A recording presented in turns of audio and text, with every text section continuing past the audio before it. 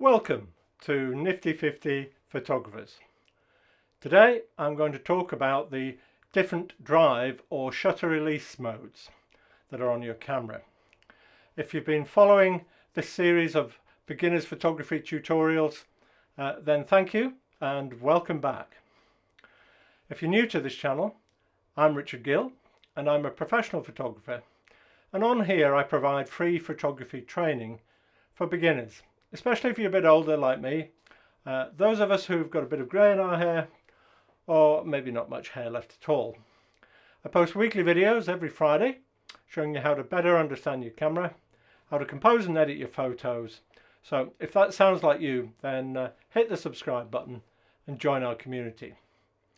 Okay, let's get into drive modes. I'm going to start with showing you those on my Nikon D7000 camera.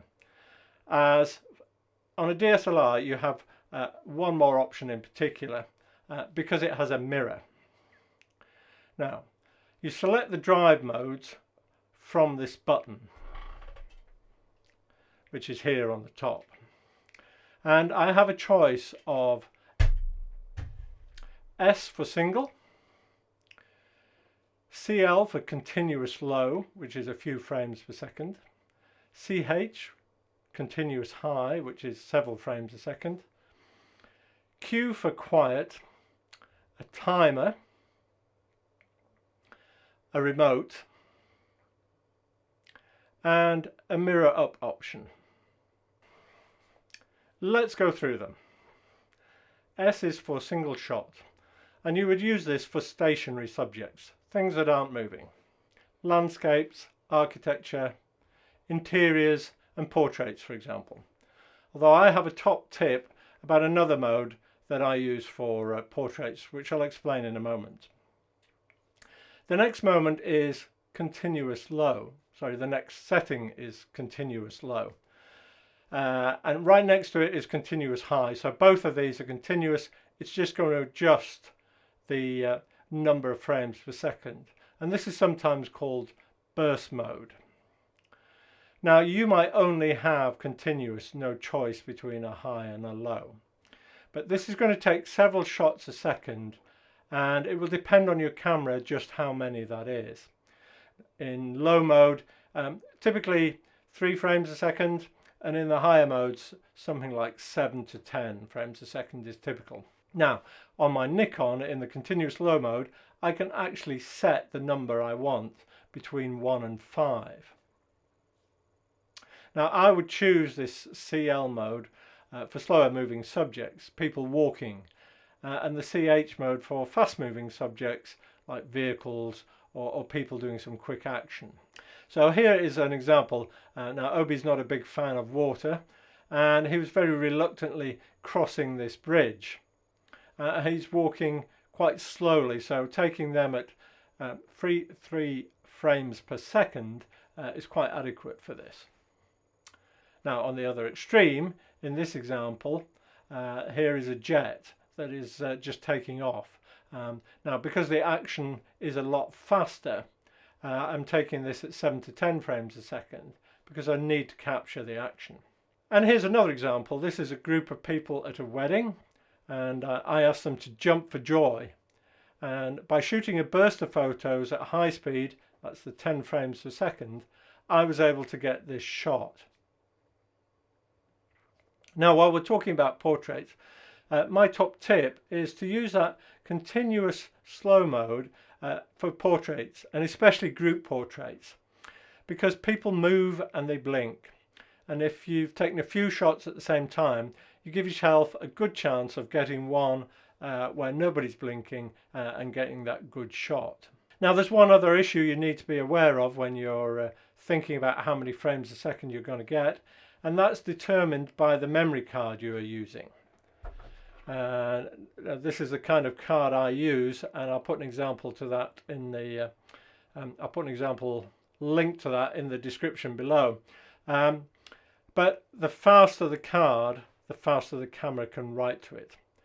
And there's one other setting option you need to think about as well.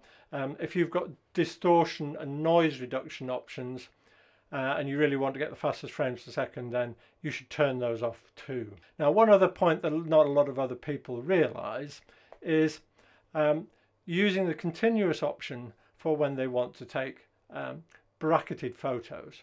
Now, what do I mean by that? Now, this is a bit of an advanced option, but let me sow the seed now so that it's in your mind when we come to cover it later.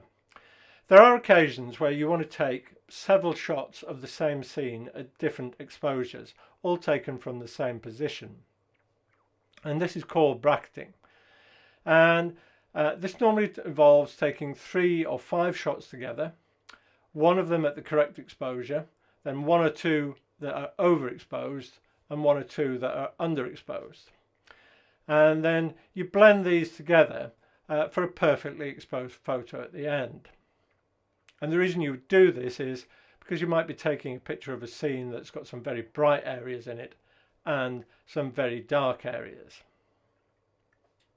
Now, if you set your camera into that continuous high mode, it will then take all that series of bracketed shots at one press of your shutter, which is a really useful thing. So let's move on to Q mode, which is for quiet. Now, this reduces the sound of the shutter and the mirror locking up. And it is the kind of thing you might want to use, for example, in a church if you were taking photos at a wedding, somewhere where you don't want to be intrusive. Let's move on to the timer mode. So what this does is it gives you a delay between pressing the shutter button and the picture being taken.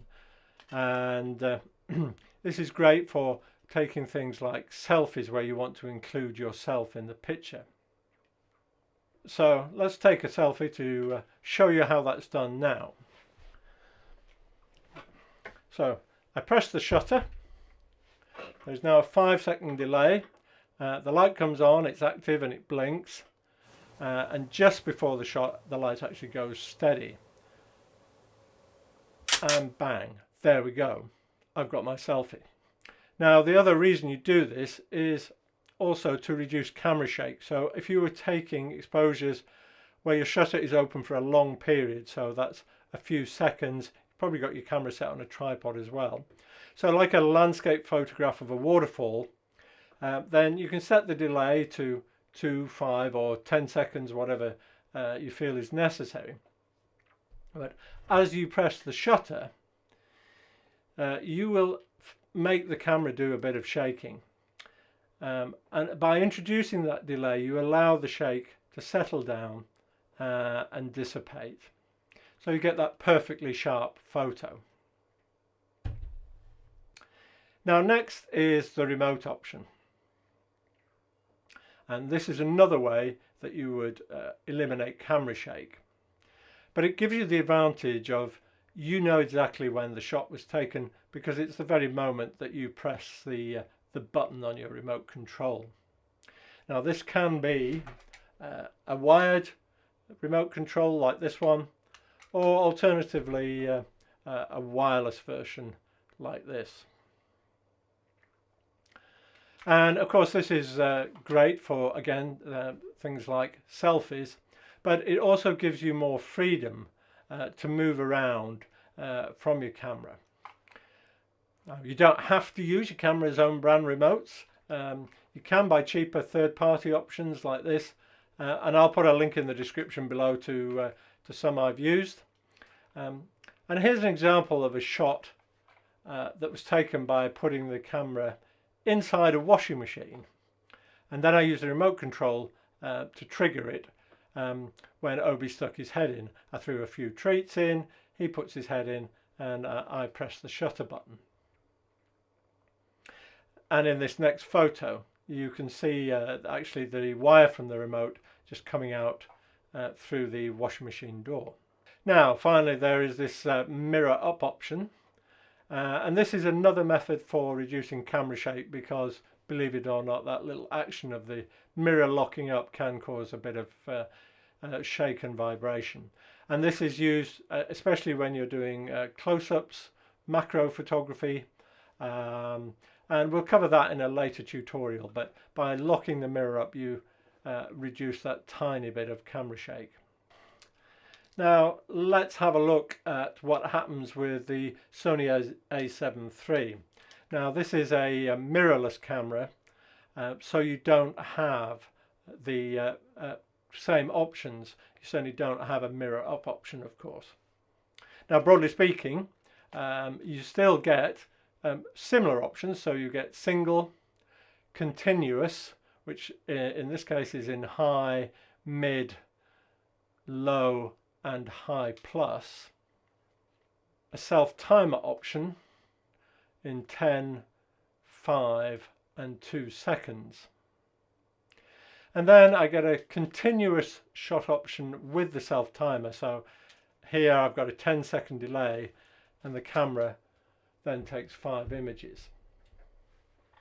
Now you might use that for a group portrait that includes yourself, where you want to get a number of shots to make sure you haven't got anybody blinking. And then there's the bracket options. Here we've got one set, 3 images, 2 stops apart. So that's one taken at the correct exposure, another taken at 2 stops overexposed, and one at 2 stops underexposed.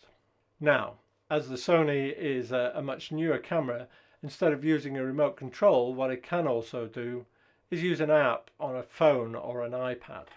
Now let's take that selfie again, and I'll do a screen recording of what's on my phone so you can see what's happening from this end. And I've set a 5-second delay, and on the phone it's mirroring the settings that are on the camera, but I can change them if I want to. Now by setting that 5-second delay, I've got time to compose myself, make sure I'm looking at my best. The camera bleeps and blinks, and there you go. So this is a great option also for taking things like the shot I took of Obi in the washing machine, because I could have really seen what was going on then. But in my professional life, I take a lot of photos of interiors, especially in small rooms like bathrooms. And sometimes it can be really hard to get the camera in one position, but also to get myself in a convenient place where I'm not reflected in the bathroom mirror, for example. So what I can do is set my camera up in a tripod in the bathroom, and I can trigger the photo in another room from the app on my phone. And of course then I've avoided getting in the shot at all, in any reflections and any chance of camera shake and so on.